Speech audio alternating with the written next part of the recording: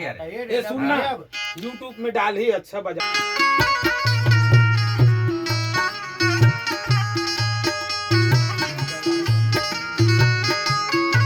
झुंगल ना वाटे में यार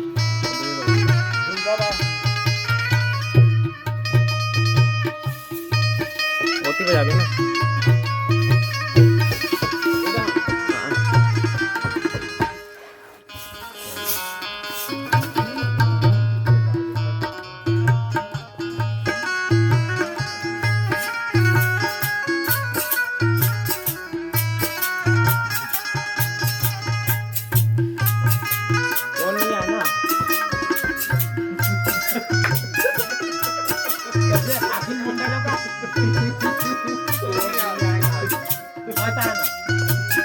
ओला लाना हैगा, यदि पास में जाते तो एकदम ज्यादा कवर करते होगा।